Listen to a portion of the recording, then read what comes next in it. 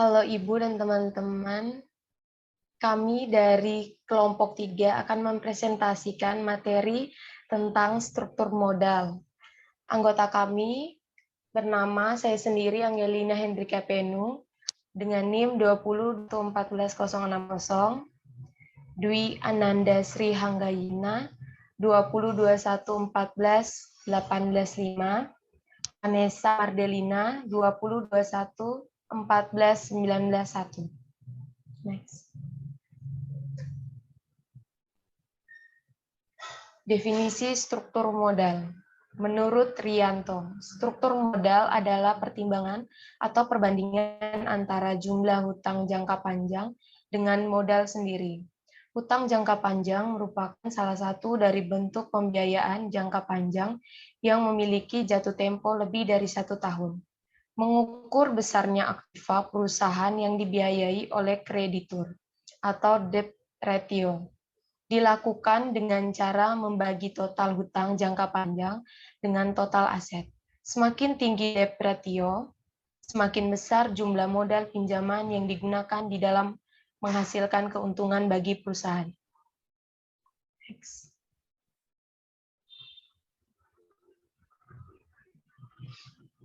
Sasaran struktur modal. Sasaran struktur modal atau target capital struktur suatu perusahaan didefinisikan sebagai struktur yang akan memaksimalkan harga saham perusahaan tersebut. Menganalisis situasi dan mencoba untuk menentukan struktur optimal yang tentunya akan bermanfaat.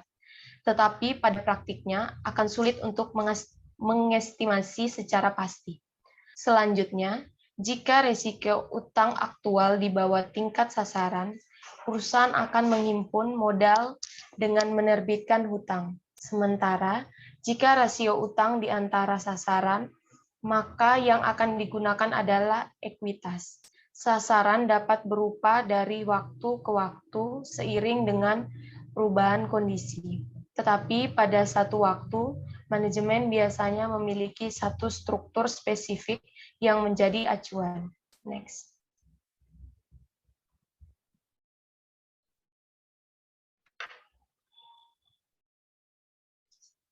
Risiko usaha dan keuangan. Risiko bisnis adalah risiko yang dihadapi bisnis karena tidak dapat menghasilkan pendapatan yang memadai untuk menutupi biaya operasional. Risiko keuangan dapat timbul dari suku bunga yang fluktuatif, risiko nilai tukar, dan rasio hutang terhadap ekuitas perusahaan, dan lain-lain. Risiko yang makin tinggi terkait dengan utang dalam jumlah yang lebih besar cenderung akan menurunkan harga saham, tetapi perkiraan tingkat pengembalian yang lebih tinggi diakibatkan oleh utang yang lebih besar akan menaikkannya. Jadi, kita berusaha untuk mencari struktur modal yang menghasilkan keseimbangan antara risiko dan pengembalian yang akan memaksimalkan harga saham. Thanks.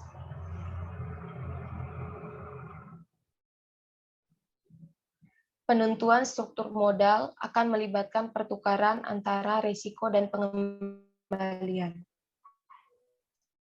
A. Menggunakan utang dalam jumlah yang ditanggung oleh pemegang saham. Namun, menggunakan lebih banyak utang pada umumnya akan meningkatkan perkiraan pengembalian atas ekuitas dan risiko yang makin tinggi terkait dengan utang dalam jumlah yang lebih besar. Perkiraan tingkat pengembalian yang lebih tinggi diakibatkan oleh utang yang lebih besar akan menaikkannya. Jadi, kita berusaha untuk mencari struktur modal yang menghasilkan keseimbangan antara risiko dan pengembalian yang akan memaksimalkan harga saham.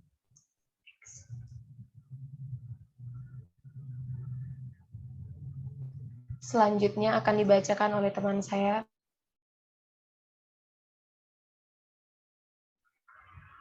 Struktur modal yang optimal. Penentuan struktur modal yang optimal ditujukan untuk meningkatkan pendapatan pemilik perusahaan melalui peningkatan nilai dan keuntungan perusahaan. Nilai saham suatu perusahaan dapat dilihat dari nilai sahamnya yang terdapat di pasar modal ditambah dengan nilai hutangnya. Untuk menentukan struktur modal yang optimal, maka manajer bisa menggunakan formulasi Weighted Average Cost of Capital atau WACC atau biaya modal rata-rata tertimbang. WACC dihasilkan dari proporsi penyesuaian tingkat utang dan modal dengan pertimbangan risiko keuangan yang sangat diminimalisasikan. Next. Penerapannya. Dalam menentukan struktur modal, manajer bisa menggunakan dua istilah yaitu low leverage dan high leverage. Low leverage merupakan formulasi untuk proporsi utang lebih rendah daripada proporsi ekuitas. Misalnya, perusahaan memiliki total aset 1 juta, maka manajer akan mengatur jumlah utang sebesar 300.000 dan ekuitas sejumlah 700.000. Sementara high leverage terjadi jika proporsi utang lebih tinggi daripada proporsi ekuitas. Mungkin manajer akan mengatur jumlah utang sebesar 800.000 dan ekuitas sebesar 200.000 dari total aset sebesar 1 juta. Next. Teori struktur modal. Struktur modal pada dasarnya berkaitan dengan sumber dana, baik itu sumber internal maupun sumber eksternal. Sumber dana internal berasal dari dana yang terkumpul dari kegiatan perusahaan, sedangkan sumber dana eksternal merupakan dana dari modal sendiri dan dana yang berasal dari kreditur yang merupakan modal pinjaman atau hutang. Teori struktur modal mengasumsikan bahwa perubahan struktur modal berasal dari penerbitan obligasi dan pembelian kembali saham biasa atau penerbitan saham baru. Berikut akan dijelaskan beberapa teori yang menyangkut pada teori struktur modal. A. Pendekatan tradisional. Pendekatan tradisional berpendapat akan adanya struktur modal yang optimal. Dengan kata lain, struktur modal mempunyai pengaruh terhadap nilai perusahaan. Struktur modal biasa diubah-ubah agar bisa diperoleh nilai perusahaan yang optimal. B. Pendekatan Modigliani dan Miller atau biasa disebut MM. Mereka berpendapat bahwa struktur modal tidak mempengaruhi nilai perusahaan. Nilai perusahaan dengan utang lebih tinggi dibandingkan nilai perusahaan tanpa utang. Kenaikan nilai tersebut dikarenakan adanya penghematan pajak penggunaan utang. Next. 1. Proporsi MM tanpa pajak mengajukan beberapa asumsi untuk membangun teori. A. Tidak ada pajak. B. Tidak ada biaya transaksi 10. C. Individu dan perusahaan meminjam pada tingkat yang sama. Dengan asumsi-asumsi tersebut, MM mengajukan dua proporsi yang dikenal sebagai proporsi MM tanpa pajak. 1. Proporsi 1 tanpa pajak. Dalam kondisi tanpa pajak, Modigliani dan Miller berpendapat bahwa struktur modal tidak mempengaruhi nilai perusahaan. Tingkat keuntungan dan risiko usaha atau keputusan investasi yang akan mempengaruhi nilai perusahaan atau bukannya keputusan pendanaan. Yang kedua, proporsi 2 tanpa pajak. Mengatakan bahwa tingkat keuntungan yang diisyaratkan untuk perusahaan yang menggunakan utang naik proporsional terhadap peningkatan rasio utang dengan saham. Dengan menggunakan utang semakin banyak, perusahaan bisa menggunakan sumber modal yang lebih murah yang semakin besar. Penggunaan sumber modal yang murah semakin banyak akan menurunkan biaya modal rata-rata tertimbang perusahaan atau WACC tersebut. Jika tingkat keuntungan yang diisyaratkan untuk saham konstan, tapi dengan semakin meningkatnya utang, tingkat keuntungan yang diisyaratkan untuk saham juga akan meningkat. Dua efek yang saling berlawanan tersebut menghasilkan biaya modal rata-rata tertimbang yang konstan. Hasilnya, nilai perusahaan akan konstan. Next. Dengan memasukkan proporsi dengan pajak, MM menambah dimensi baru ke dalam analisis. 1. Proporsi 1 dengan pajak. Nilai perusahaan dengan utang akan sama dengan nilai perusahaan tanpa utang plus penghematan pajak karena bunga utang. Nilai perusahaan tanpa utang merupakan present value dari tingkat keuntungan EBIT atau earning before interest and taxes dengan bunga atau aliran kas untuk pemegang utang. Yang kedua, proposisi 2 dengan pajak. Proposisi 2 dengan pajak mengatakan bahwa biaya modal saham akan meningkat dengan semakin meningkatnya hutang. Tetapi penghematan dari pajak akan lebih besar dibandingkan dengan penurunan nilai karena kenaikan biaya modal saham. Tetapi penggunaan utang yang lebih banyak yang berarti menggunakan modal yang lebih murah atau karena biaya modal utang lebih kecil dibandingkan dengan biaya modal saham akan menurunkan biaya modal rata-rata tertimbang atau meskipun biaya modal sahamnya meningkat. Next. Yang C, trade-off theory. Dalam trade-off teori, perusahaan menukarkan keuntungan-keuntungan pendanaan melalui utang dengan tingkat suku bunga dan biaya kebangkrutan yang lebih tinggi. Dalam trade-off teori memberikan 3 masukan yang penting. 1, perusahaan yang memiliki aktiva yang tinggi variabilitas, keuntungannya akan memiliki probabilitas financial distress yang besar. Perusahaan yang seperti ini harus menggunakan sedikit utang. Yang kedua, aktiva tetap yang khas. Aktiva yang tidak nampak akan dan kesempatan bertumbuh akan kehilangan banyak nilai jika terjadi financial distress. Perusahaan yang menggunakan aktiva semacam ini seharusnya menggunakan sedikit utang. 3, perusahaan yang membayar pajak yang tinggi sebaiknya lebih banyak menggunakan utang dibanding perusahaan yang membayar pajak yang rendah. Esensi teori trade-off dalam struktur modal adalah menyeimbangkan manfaat dan biaya yang timbul sebagai akibat penggunaan hutang. Di mana sejauh manfaat penggunaan hutang lebih besar, maka tambahan hutang masih diperbolehkan. Apabila biaya hutang jauh lebih besar, tambahan hutang tidak diperbolehkan. Yang D, pecking order theory. Pada teori ini, manajer keuangan tidak memperhitungkan tingkat utang yang optimal. Kebutuhan dana ditentukan oleh kebutuhan investasi. Jika ada kesempatan investasi, maka perusahaan akan mencari dana untuk mendanai kebutuhan investasi tersebut. Perusahaan akan mulai dengan dana internal dan sebagai pilihan terakhir adalah menerbitkan saham. Pecking order theory menjelaskan mengapa perusahaan mempunyai preferensi tertentu dalam memilih sumber pendanaan. Next. Yang E, teori asimetri informasi dan signaling. Konsep signaling dan asimetri informasi berkaitan erat. Teori asimetri mengatakan bahwa pihak-pihak yang berkaitan dengan perusahaan tidak mempunyai informasi yang sama mengenai prospek dan risiko perusahaan. Pihak tertentu mempunyai informasi yang lebih baik dibandingkan pihak lainnya. Manajer biasanya mempunyai informasi yang lebih baik dibandingkan dengan pihak luar atau seperti investor. Karena itu bisa dikatakan terjadi asimetri informasi antara manajer dengan investor. Investor yang merasa mempunyai informasi yang lebih sedikit akan berusaha menginterpretasikan perilaku manajer. Dengan kata lain, perilaku manajer termasuk dalam hal menentukan struktur modal, bisa dianggap sebagai sinyal oleh pihak luar atau investor. F. Pendekatan teori keagenan atau agency approach. Menurut pendekatan ini, struktur modal disusun sedemikian rupa untuk mengurangi konflik antar berbagai kelompok kepentingan. Dalam teori keagenan menjelaskan tentang dua pelaku ekonomi yang saling bertentangan, yaitu prinsipal dan agen. Hubungan keagenan merupakan suatu kontrak di mana satu atau lebih orang atau prinsipal memerintah orang lain atau agen untuk melakukan suatu jasa atas nama prinsipal serta memberi wewenang kepada agen membuat keputusan yang terbaik bagi prinsipal. Jika prinsipal dan agen memiliki tujuan yang sama, maka agen akan mendukung dan melaksanakan semua yang diperintahkan oleh prinsipal. Next.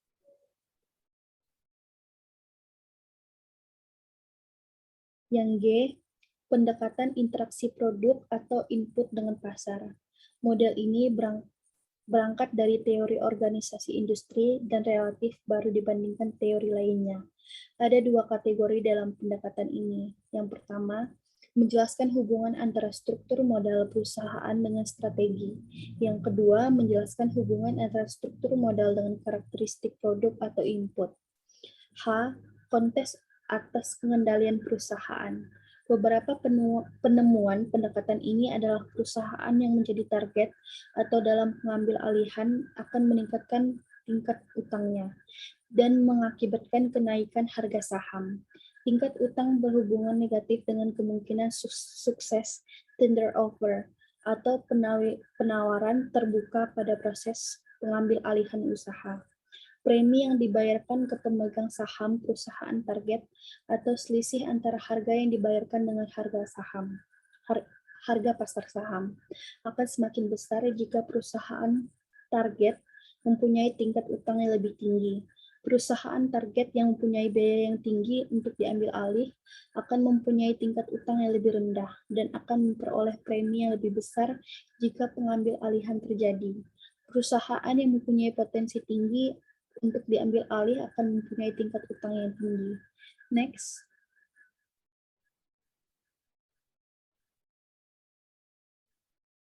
Selanjutnya akan dilanjutkan oleh teman saya dulu.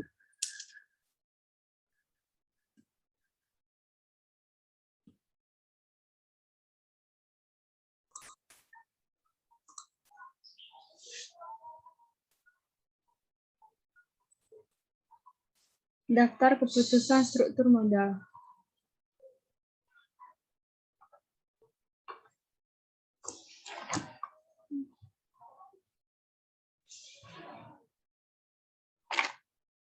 Selain jenis-jenis analisis yang rela dibahas sebelumnya, perusahaan pada umumnya akan mempertimbangkan faktor-faktor berikut ini ketika melakukan keputusan struktur modal. Yang pertama, stabilitas penjualan. Suatu perusahaan yang penjualannya relatif stabil dapat secara aman mengambil utang dalam jumlah yang lebih besar dan mengeluarkan beban tetap yang lebih tinggi dibandingkan dengan perusahaan yang penjualannya tidak stabil. Perusahaan listrik karena permintaannya stabil secara historis mampu menggunakan leverage keuangan dibandingkan perusahaan industrial. Struktur aset. Banyak perusahaan memperhitungkan jumlah dana tunai yang diinginkan ketika menyusun target struktur modal dengan menganggap faktor lain konstan. Suatu perusahaan mampu mengambil lebih banyak utang apabila memiliki lebih banyak dana tunai pada neracanya. Karena alasan ini, beberapa analis juga mengevaluasi pengukuran alternatif, yaitu utang neto atau net debt, yang mengurangkan kas dan setara kas dari total utang perusahaan. Utang neto sama dengan utang jangka pendek ditambah utang jangka panjang dikurang kas dan setara kas. Next.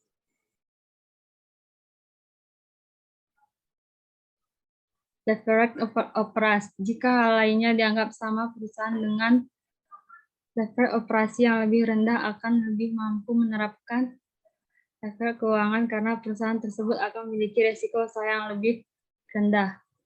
Tingkat pertumbuhan. Jika hal lainnya dianggap sama, perusahaan dengan pertumbuhan yang cepat harus lebih mengandalkan pada modal eksternal.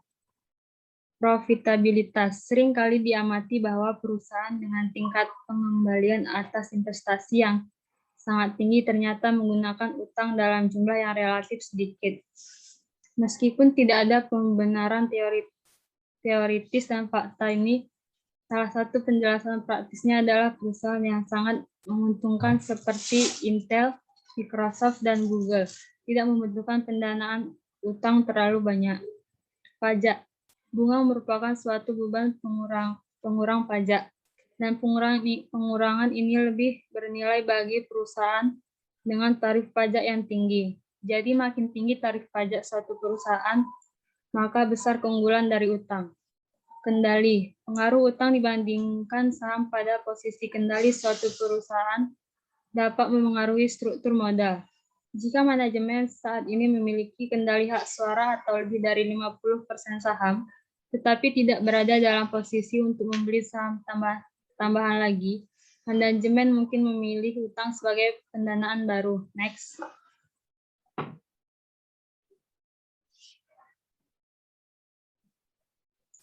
Perilaku manajemen. Tidak ada yang dapat membuktikan bahwa suatu struktur modal akan menghasilkan harga saham yang lebih tinggi dibandingkan dengan struktur yang lain. Manajemen dapat melakukan pertimbangannya sendiri tentang struktur modal yang tepat. Sikap pemberi pinjaman dan lembaga pemeringkat.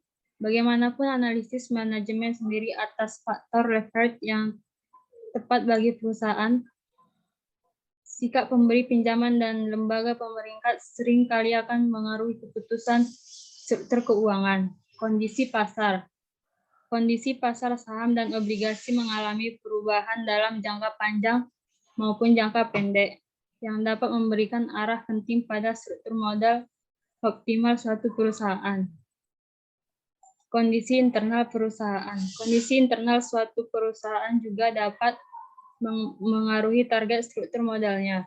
Misalnya, anggaplah suatu perusahaan baru saja berhasil menyelesaikan suatu program penelitian dan pemerkiraan memperoleh laba yang lebih tinggi tidak lama lagi. Namun, laba yang baru ini belum diantisipasi oleh investor, sehingga tidak tercermin dalam harga sahamnya. Perusahaan tersebut tidak akan menerbitkan saham perusahaan lebih memilih faktur pendanaan dengan utang sampai laba yang lebih tinggi terwujud dan tercermin pada harga saham. Next.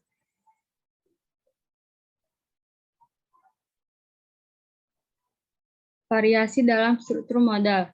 Seperti telah diperkirakan, variasi yang luas dalam penggunaan leverage keuangan terjadi antara industri maupun antara perusahaan di masing-masing industri. Perusahaan minyak, produsen pesawat, bioteknologi, dan perusahaan baja menggunakan utang yang relatif kecil karena industrinya cenderung bersifat siklis, berorientasi pada penelitian atau menghadapi untungan ganti rugi produk yang sangat besar. Di lain pihak, perusahaan toko kebutuhan rumah tangga, perusahaan listrik, dan maskapai penerbangan menggunakan utang dalam jumlah yang relatif besar karena aset tetap yang dimilikinya dapat menjadi jaminan yang baik untuk obligasi hipotek dan juga karena penjualan perusahaan yang relatif stabil. Rasio kelipatan pembayaran bunga atau time interest PA memberikan indikasi tentang seberapa rendah perusahaan terhadap kesulitan keuangan. Variasi yang luas juga dapat ditemukan di antara perusahaan dalam satu industri tertentu. Contoh soal struktur modal dengan pendekatan tradisional. Ilustrasi perusahaan A, B, dan C. Teman-teman bisa lihat pada tabel ada laba, bunga, laba tersedia untuk pemegang saham, KS, VS, KB, VB, WACC, dan nilai total perusahaan dalam kurung VS tambah VB. Next.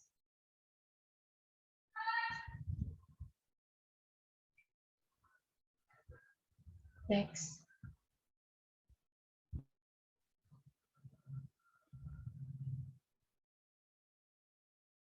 Keterangan, KS adalah tingkat keuntungan yang disyaratkan oleh pemegang saham, KB adalah tingkat keuntungan yang disyaratkan oleh pemegang utang atau tingkat bunga, VS adalah nilai pasar saham, VB adalah nilai pasar utang, WACC adalah biaya modal rata-rata tertimbang.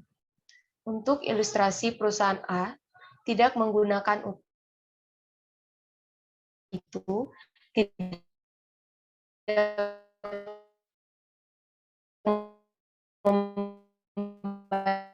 membayar bunga. Tingkat keuntungan yang diisyaratkan untuk saham adalah dalam kurung 500 dikali 20%. Sama dengan 20%. Ilustrasi untuk perusahaan B. Menggunakan utang sebesar 266,67 dengan biaya modal utang meningkat dengan meningkatnya penggunaan C. WACC untuk perusahaan B sama dengan 266,67 bagi 200 dalam kurung 266,67 tambah 272,73 dikali 15% ditambah 272,73 bagi dalam kurung 273,73 dikali 20% sama dengan 18,54%.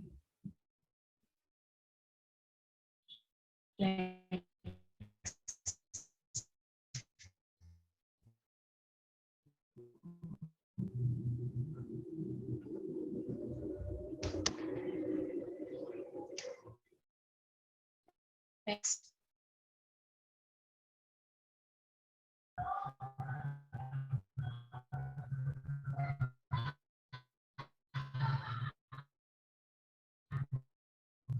Perusahaan C menggunakan utang yang lebih banyak lagi, yaitu sebesar 240. Karena utang menjadi semakin tinggi, biaya modal utang meningkat menjadi 25%. Untuk mencerminkan kenaikan risiko penggunaan utang yang semakin tinggi, biaya modal saham juga meningkat menjadi 30%. Hitung WACC. WACC perusahaan C sama dengan 133,33 dibagi 133,33 ditambah 240 dikali dengan 25% ditambah dengan 240 dibagi dengan 133,33 ditambah 240 dikali 30%. Yang hasilnya adalah 26,79%.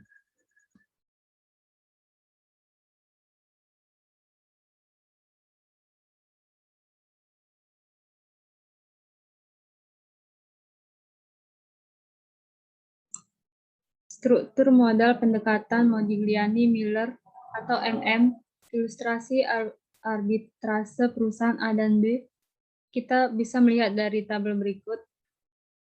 Untuk laba, bunga, laba tersedia untuk pemegang saham, KS, PS, KB, VB, WACC, dan nilai total perusahaan atau PS tambah VB. Next.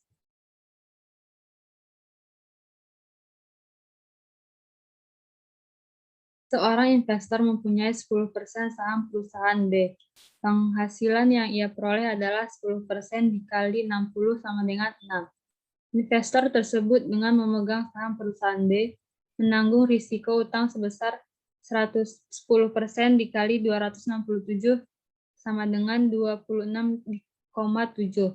Karena nilai perusahaan A dengan B berbeda, investor tersebut bisa melakukan langkah-langkah sebagai berikut ini dalam proses arbitrase tersebut. Yang pertama, tab education here. Jual 10% saham B sebesar 10% dikali 273 sama dengan 27,3. Dia akan memperoleh kas masuk sebesar 27,3. Yang kedua, pinjam sebesar 10% untuk perusahaan B.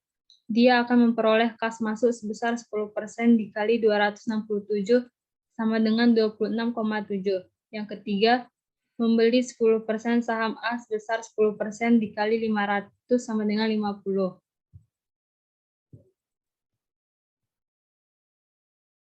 Ilustrasi biaya modal perusahaan menurut MM tanpa pajak yang memiliki rumus KS sama dengan KO ditambah B per S dikali KO dikurang KB. Keterangannya sebagai berikut. KS sama dengan tingkat keuntungan yang disyaratkan untuk saham. KO sama dengan tingkat keuntungan yang disyaratkan untuk saham perusahaan tanpa utang. B per S sama dengan rasio utang dengan saham. KB sama dengan tingkat keuntungan yang disyaratkan untuk utang atau tingkat bunga. Tingkat keuntungan yang disyaratkan untuk saham perusahaan tanpa utang atau KO adalah 15%. Nilai pasar saham dengan utang saham yaitu masing-masing 4.000. Tingkat bunga atau KB adalah 10%. Biaya modal rata-rata tertimbang adalah 15%. Misalnya perusahaan meningkatkan utangnya menjadi 8.000. Berapakah biaya modal saham yang baru? Untuk penyelesaiannya, biaya modal saham yang baru dihitung sebagai berikut. KS sama dengan KO ditambah B per S dikali KO per KB sama dengan 15% ditambah 8.000 per 4.000 dikali 15% dikurang 10 yang hasilnya 15 ditambah 10% dan hasilnya 25%. Next.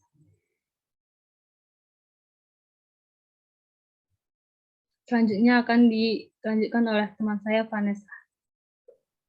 Ilustrasi biaya modal perusahaan menurut MM dengan pajak.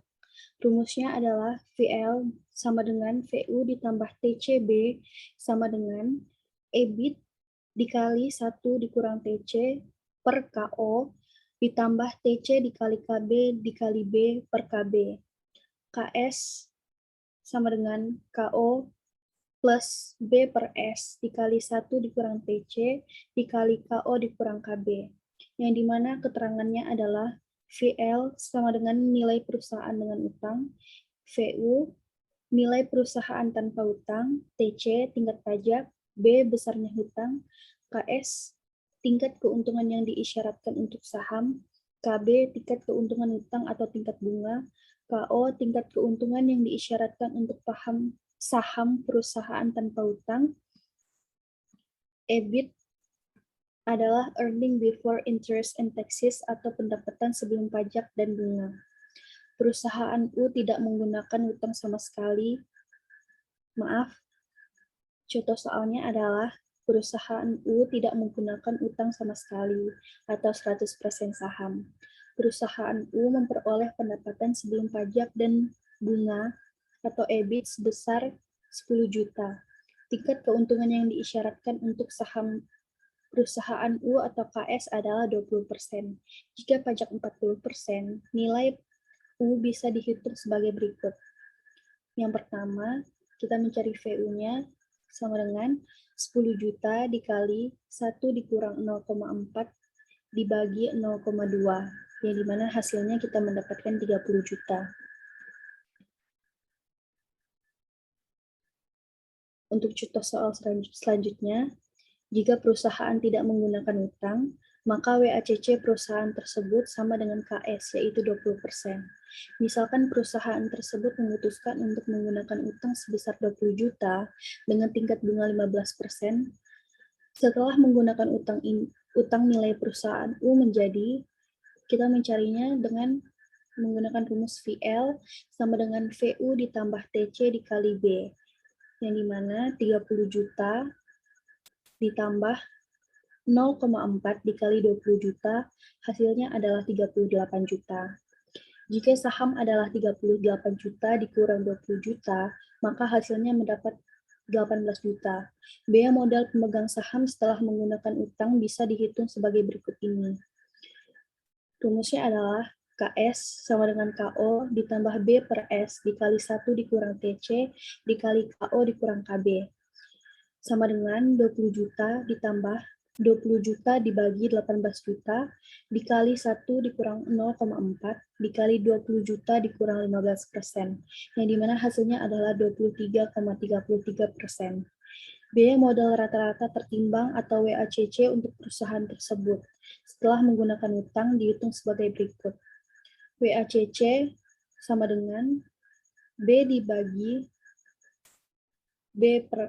B plus S dikali KB dikali 1 dikurang TC ditambah S dibagi B plus S dikali KS sama dengan 20 juta dibagi 38 juta dikali 15% dikali 1 dikurang 0,4 ditambah 30 juta dibagi 38 juta dikali 23,33%. Hasilnya adalah 15,79%.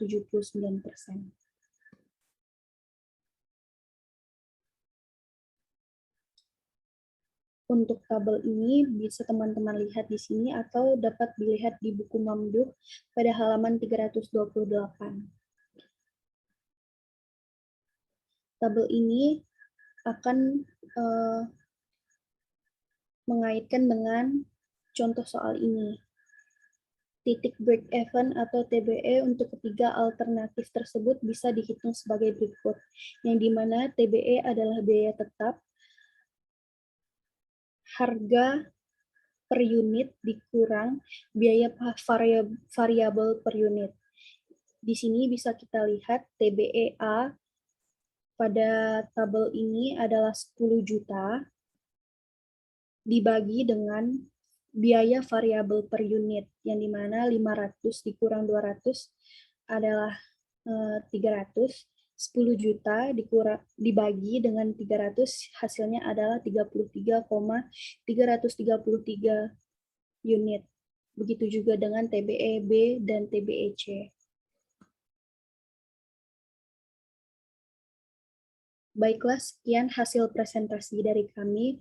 Maaf jika masih ada kekurangan, dan terima kasih.